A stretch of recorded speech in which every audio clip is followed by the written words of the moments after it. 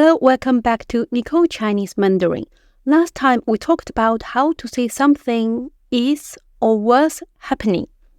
In today's video, we are going to talk about how to say something happened or didn't happen.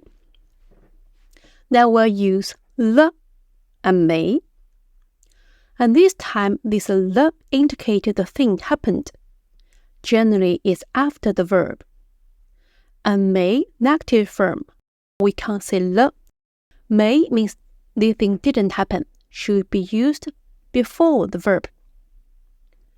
我昨天吃了巧克力。吃 the verb eat. Ate chocolate yesterday. 吃了 negative form. 我昨天没吃巧克力 didn't happen. 没吃。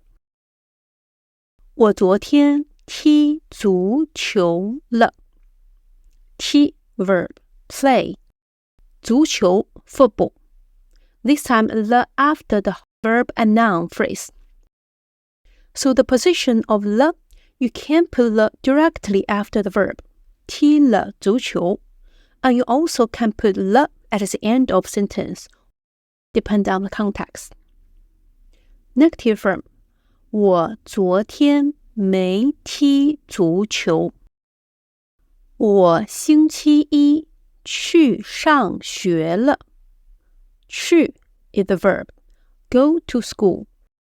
And le after the phrase and at the end of the sentence. 去上学了。Negative form. 我星期一没去上学。我今天吃了早饭 the verb 吃 the after verb 吃了早饭 and you also can say 我今天吃早饭了 at the end of the sentence. 我今天没吃早饭 negative verb didn't happen 没吃. Okay, this is all of the content of today. Next time, we're going to talk about something will happen. Okay, I will see you in next video soon.